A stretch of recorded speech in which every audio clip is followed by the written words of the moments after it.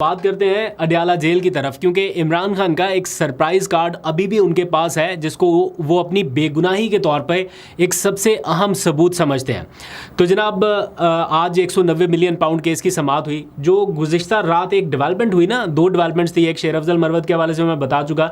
दूसरी रात के डेवलपमेंट ये हुई कि इमरान खान का 190 मिलियन पाउंड केस की समाअत करने वाले जो जज साहब थे उन्हें तब्दील कर दिया गया और उनकी जगह एक और जज साहब आ गए जो पहले भी ये केस सुन चुके हैं। तो मजमूई तौर पर ये तीसरी मरतबा जज साहब तब्दील हो रहे हैं। सबसे पहले जज मोहम्मद बशीर थे, उन्होंने इस केस को टेकअप किया, समाअत शुरू की, फिर वो रिटायर हो गए।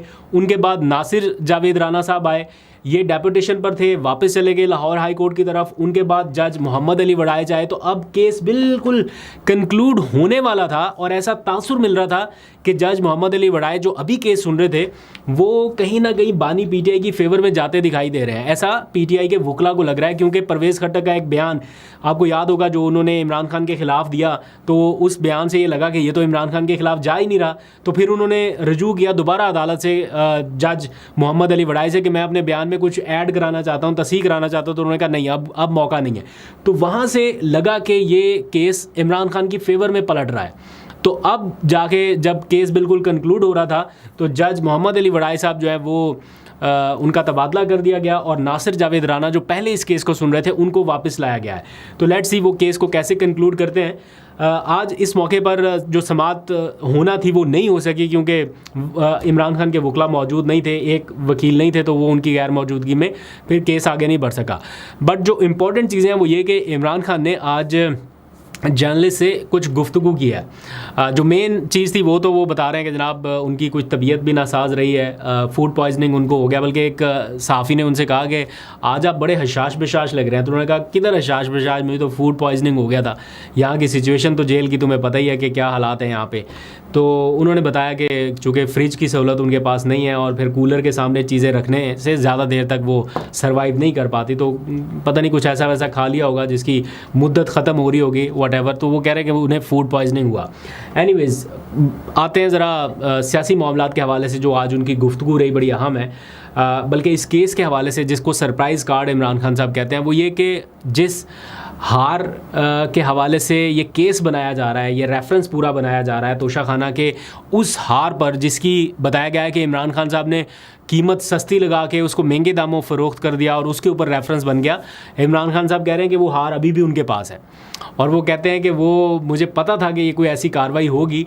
बल्कि उन्होंने कहा कि 18 मार्च को बनी गाला में वो कह रहे हैं कि मेरे घर के ऊपर छापा पड़ा था, उससे पहले मैंने ये सारी चीज़ें जो है वो महफूज मुकाम पर मुंतकिल कर दी थी। दैट मीन्स कि इमरान खान ने एक बड़ी अहम मूव की बड़े टाइम पहले, जिसके बारे में उन्होंने बहुत सारे लोगों को नहीं बता रखा था और आज उन्होंने फिर फाइनली इस चीज़ को डिस्क्लोज़ किया है। और वो बताते हैं कि मुझे इस बारे में पहले ही पता चल गया था, तब मैंने ये फ़ैसला किया था और ये जो उनके पास कीमती कुछ अशिया थी ये उन्होंने किसी महफूज मुकाम पर मुंतकिल कर दिया है। किसके पास है, कहाँ है, कौन ले गया, इसके बारे में किसी को मालूम नहीं है। लेकिन वो ये कह रहे हैं कि अब नैब फंस गई है उनके ख़िलाफ़ ये केस करके, क्योंकि जिस चीज़ के ऊपर पूरा बयानिया पूरा केस खड़ा किया जा रहा है कि मैंने वो हार कहीं सस्ती कीमत लगा के महंगे दामों फ़रोख्त कर दिया है, तो कह रहे वो हार तो अभी भी मेरे पास है। और बल्कि वो बताते हैं कि किसी ने उसकी कीमत जो है मुझे फंसाने के चक्कर में वो जितनी कीमत थी उससे भी कई गुना ज़्यादा बढ़ा चढ़ा के बताई गई, इतनी कीमत का हार इन्होंने बेच दिया। दरअसल वो कहते हैं अभी भी हमारे पास है।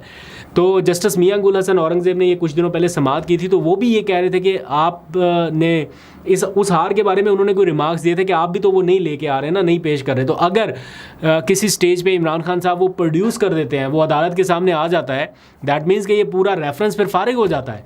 तो इसलिए इमरान खान साहब को भी बड़ी उम्मीद है कि ये केस उनके खिलाफ नहीं बन सकता, क्योंकि हार उनके पास मौजूद है। तो इसलिए वो कहते हैं कि वो इस केस को बनाने वालों के खिलाफ कार्रवाई करेंगे, जिसमें ज़ाहिर बात है वो चेयरमैन नैब का नाम लेते हैं, वज़ीर दाखिला मोहसिन नकवी के बारे में बताते हैं, उनका नाम लेके उन्होंने कहा। फिर आज कुछ मुज़ाकरात के हवाले से बातचीत हुई, उनसे पूछा गया कि मुज़ाकरात के हवाले से क्या माहौल है, आप अपनी कही हुई बातों से पीछे हट जाते हैं। कभी पता चलता है मुज़ाकरात करने का कह रहे हैं, कभी कहते हैं फ़ौज का कोई नुमाइंदा मुकर्रर हो, कभी Mahmood Achakzai and so on.